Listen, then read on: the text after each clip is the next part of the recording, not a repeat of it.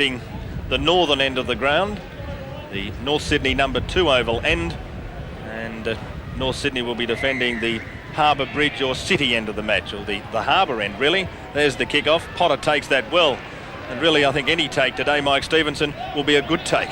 Certainly will, David. Any points early in the game, that ground is very, very heavy indeed, and I think it's going to, well, cut up, especially in the middle where the cricket pitch is. So any team that can get 5 or 6 points early in the game, well, it's going to take some dragging back. Well, look at that. It's like it really is skating on water out there. It's going to be a game of water polo this afternoon. Let's go down to the sideline, and a man who probably will get rather wet down there, Ian Hansen. Thanks very much, David. And yes, luckily I've had all those swimming lessons over the years. I've just had a wade across the field, and it is, as you said, and the viewers can see it, it's like an absolute quagmire. And the team with the best hands and also the best kicking game will probably come out winner today in a pretty tightly fought contest. It certainly looks, though, as we look out over the middle harbour, as if there's a bit of break in the cloud down there too. We might well be fortunate by half-time, at least at the moment there's no rain, and we might even see some clear skies later in the afternoon. But when you look down to the south and down behind the Harbour Bridge, it's certainly very black down there. Steve Mortimer with the ball, back towards the halfway line. It's Mark Bugden in a dummy half, and taking it up now is Peter Kelly, the prop forward. He's a player that's going to play a major part here, David. The front rows, really, from North Sydney and Canterbury Bankstown, they've really got to try to take it in, take a lot of pressure off. They can't expect fancy football in these conditions. And that's MacArthur, the North Sydney winger, and the kick at that time, Colin Whitfield. Being played with Halifax, obviously with Chris Anderson and Graham Eadie. And that Chris Anderson's influence had something to do with Whitfield coming to Australia and playing with the Canterbury club. He's got plenty of classes, this fellow, and you'd be a little bit sort of surprised to come away where it was sunshine in England, of all places, to weather here, David. First penalty of the afternoon goes North Sydney's way. It'll be a struggle even to find touch from there. It's just outside the quarter line. That's the quarter line there in the background. And even trying to find the touch line is not going to be easy. And talking about not being easy, David, I think Chris Mortimer playing the initial first grade game in the pack. A lot different from the 3 quarters. It's going to be interesting to see whether he can continue with the pace. Well, he's such a competitive player and such a good defender. I don't think that the change will hurt him too much. Now Bella taking the ball up. Martin Bella, he slipped that away. Wright didn't expect it, of course. Now Brockwell with the ball, and Brockwell's got the ball 10 metres inside Canterbury's territory. Well, he's another 3-quarter that's fitted in quite well, although not with the same success as many of the other players. And there's Greg Florima's kick for the touchline, and he's found it 10 metres out from the Canterbury line. Over there in front of the Molly Dive stand, the members stand here at the North Sydney Oval. What a good kick that was. Certainly was, and a lot of confidence booster for this youngster. Slipping into the 5'8" position. Not that he doesn't know much about it. He's played a lot of junior football in that position. Canterbury coming up with the scrum winner. That's Steve Mortimer, who will play it there to Michael Potter. Of course, North Sydney, Mike, will have nightmares about Paul Langmack playing 5'8". We'll remember the first match of the season on ABC television. Oh, a bad mistake there from Pat Jarvis as he dropped that. North Sydney with the ball. So for the first time in the afternoon, we're going to see its side at least get inside the opposition's quarter area. And that's Clayton Friend who's tackled. In fact, he's lost the ball, and it's going to be a penalty. And this will be John Dorahue's chance to kick for goal. And this will be a vital kick. They've already tried a few fullbacks, though, this year, North. I think they've had Paul Conlon, John MacArthur, Steve Casey, Mark Cannon. And they've all finished up succumbing to injury. So Dorahue, the 5th player to play fullback this year. The chance to put the Bears in front. It's high, it's great, it's 2 points. And so North Sydney take an early lead after 5 minutes of play, leading Canterbury Bankstown by 2 points to 0. Langmack. That's Stephen Folkes. Well, it really all is going to boil down to stamina, David, and of course North Sydney with that lead 2 points to 0. And believe you me, they're valuable in such conditions. That's Farah. That's the incredible thing, though, Mike. In the early games today, we saw the under-23s go to North 30-22, and Canterbury won the reserves 18-8. So we did see a lot of points, even in these conditions. Well, there's a tendency to, like with being a hard ground as well as it being exceptionally wet. Whitfield taken out of the play after he kicked that through, and the penalty's going to Canterbury. You can see that. Well, there's no doubt about it. I'm not saying that all Australians hate pommies, but he certainly made his mark. Welcome to Sydney, my son. So Whitfield, the chance to make it 2-all. There's the kick. He's got a fair bit of height and distance. And the touch judges agree. It's 2-all at North Sydney Oval. North Sydney 2, Canterbury Bankstown 2.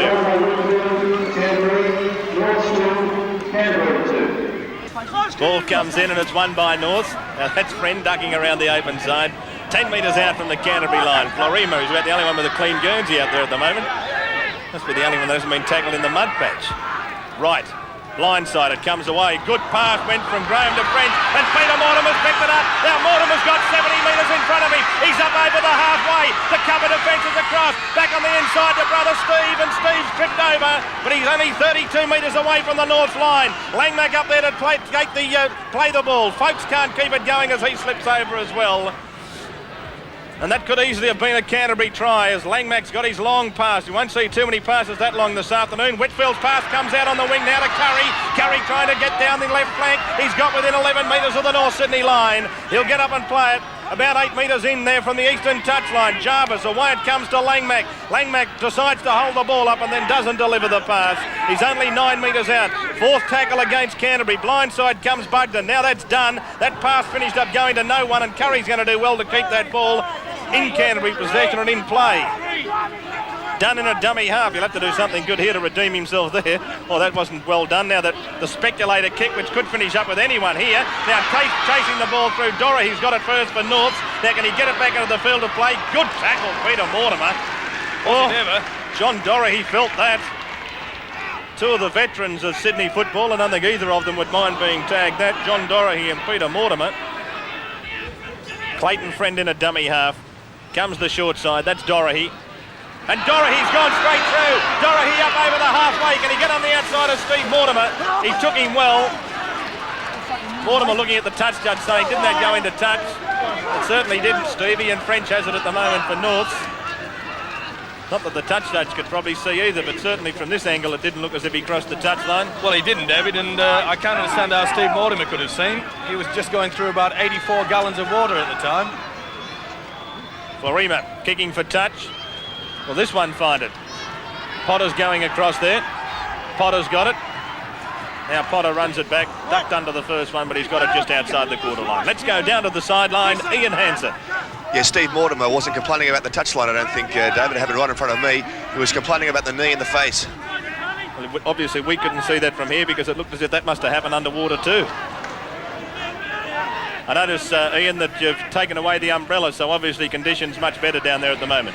Yes, David, and praying that it stays dry. That's Peter Mortimer. Peter Mortimer still going, back towards the halfway line. Langmack's pass comes out to Jarvis.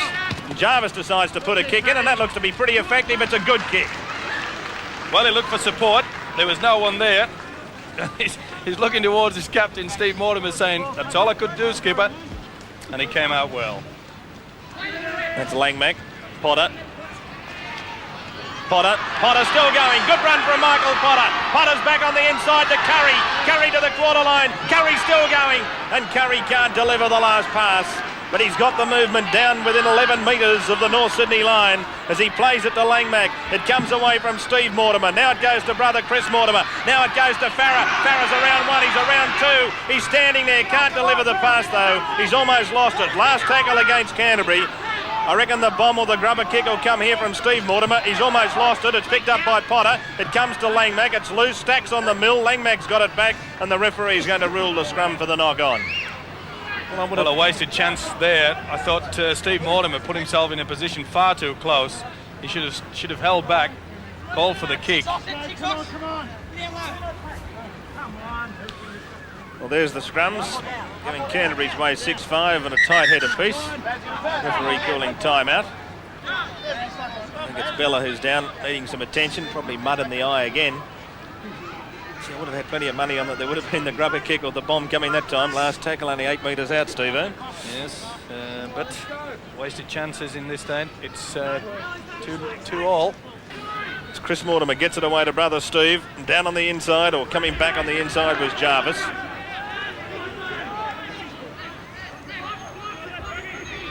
Bugden again at dummy half. That's Kelly. He's gone without it. It's picked up by Potter. The referee says play on as Potter's got his pass away. It's gone loose. It's been towed across field really by Whitfield. Thought he was back playing soccer. There's a fight on. There's a blue on in the back play, but we'll stick with the football as Whitfield has the ball over on the quarter line. I notice that the touch judge is across there. The two touch judges are there as the referee's watching the football as Steve Mortimer goes the blind. It's going to be, well, he's going to hold play up. Well, he'll have to, David. Both touch judges are doing a waltz in the middle of the field. Yeah, a bit worse than a while, Steve. I'll give you the tip. It was the two wild bulls, Kelly and Bella, going hammer and tong, and then another North Sydney players come in. I won't say who it is at the moment because the touch judges are adjudicating with the referee Barnes, but one North Sydney players come in, let go of the wildest right you've ever seen, and decked Kelly, sat him on his behind, and then other players came in, and it was on for young and old. Well, there you're seeing the foreground, but Kelly leads with the left. Probably give you some of a rundown on here. A lot of effort, a lot of misses. Well, the penalty going North Sydney's way, which of course pleases the fans. Brought a bit of warmth to the players, no doubt. And have a look at some. Especially Kelly and Bella. Have a look at this tackle count at the moment. Paul Dunn's got through 21, Pat Jarvis 16 and Steve Folkes 13 for Canterbury. While for North's, Mark Graham 15, Simon Brockwell 14 and Greg Florim at 12. Well, in these conditions, David, you don't expect the wingman to be doing much.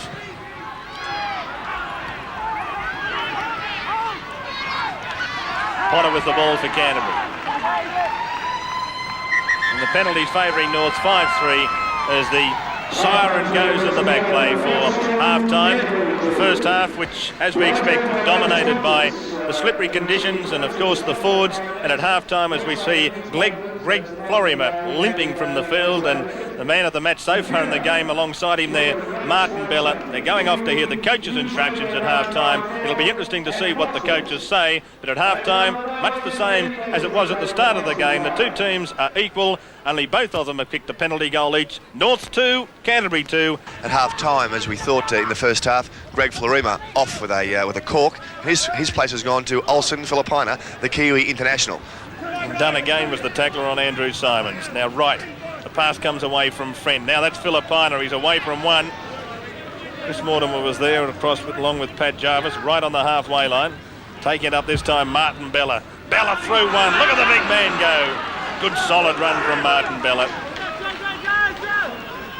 Right again, open side, it comes from Friend. Now that's Filipina. Filipina's kick over the head of Curry, and the ball bouncing towards the touchline. That guy, and there's no leg spin on it. That's a good kick. Certainly was, David. He gave himself plenty of time and didn't push it through too quickly. Put it into open space. Beautiful kick here. Now this puts pressure on the defence.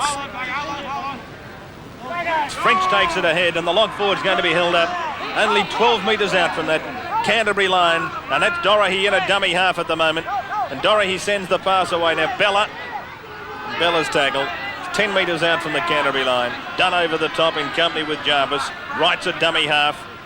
The pass comes away now from Friend. It goes to Filipina. Lovely ball. It's come out wide now. Take it up this time. Tate, the ball's gone loose. Stacks on the mill. It's still anyone's ball. Towed across the in-goal line in the end, or the touch in-goal line by Farah. And the referee's going to put a scrum down for a knock-on. Well, that's a gamble we were talking about, David, keeping the ball alive. It's not expected. And you'll see Canterbury's defence stretched here. Steve Mortimer went in for the kill, and really that was try time.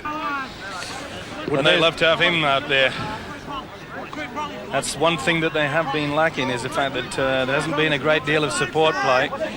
They really need a fella out there just to back up that half break that may just come late in the game. Actually, Steve, who was just on the as a message boy, he gave Tony Curry a message, and this could be the turning point of the game. You never can tell. Well, North Sydney got the ball just inside Canterbury's territory. Steve-O talking about how much Canterbury would like to have Terry Lamb out there at the moment.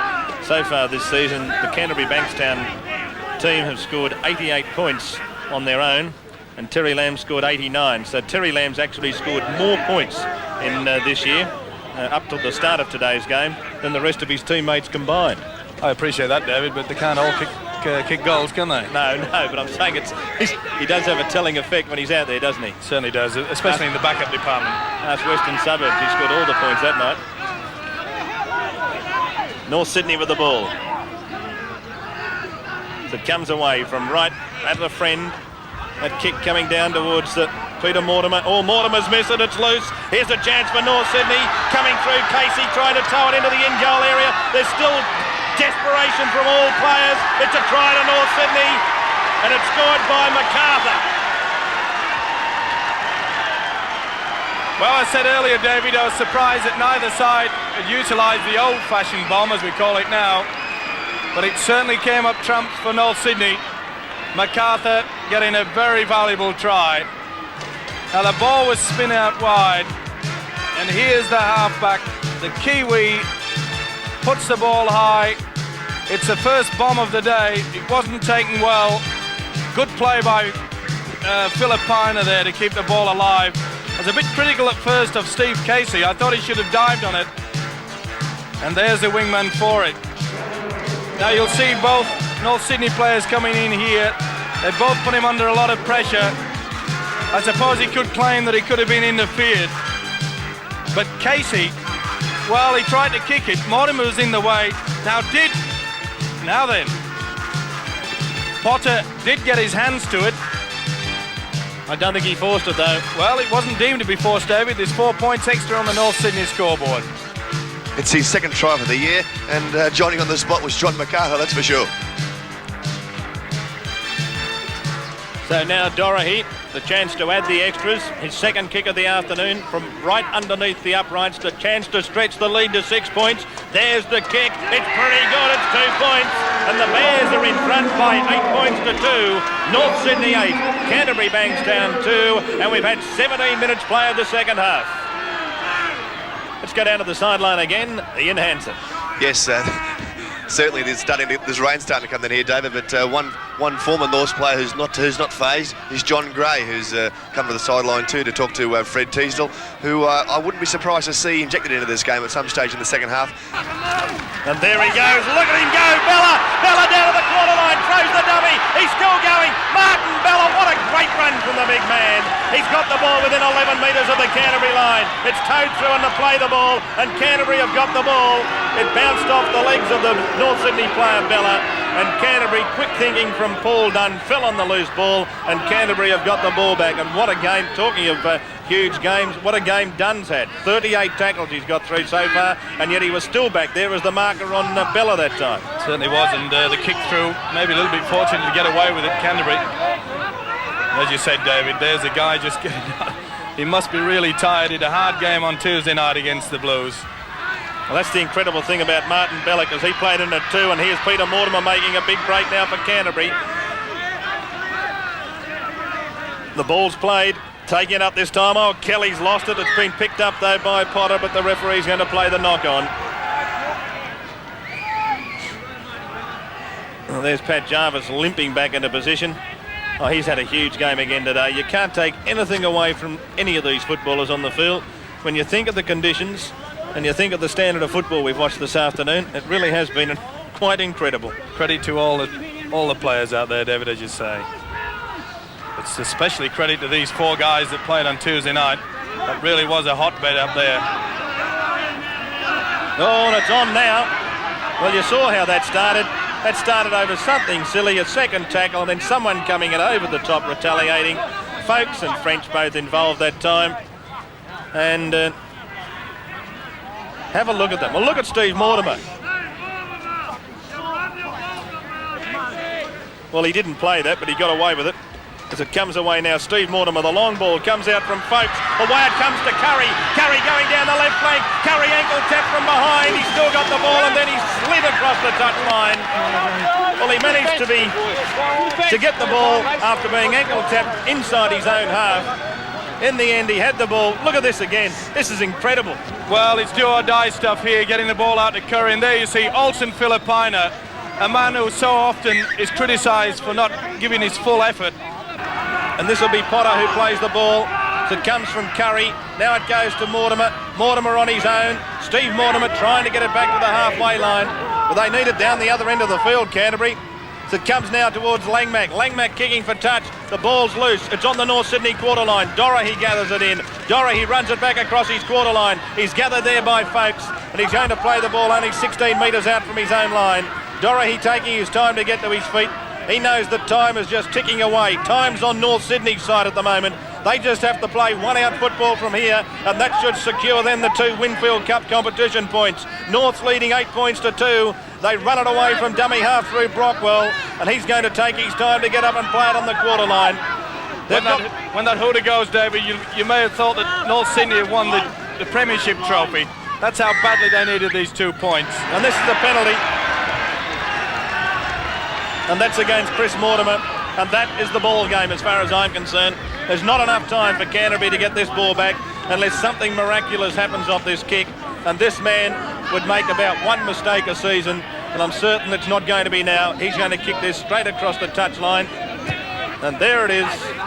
And North's get another chance to just run the ball for 6 tackles. Well, this is the incident that took the pressure off. And there you see Chris Mortimer stamping on the man there. Not needed, and there it is. And there it is, full time at North Sydney Oval in the gloom and the doom. It's certainly going to be a cheery night, though, for the North Sydney Bears. A courageous performance in very trying conditions. They've got the 2 competition points, the Winfield Cup points, and a great performance by the North Sydney Bears.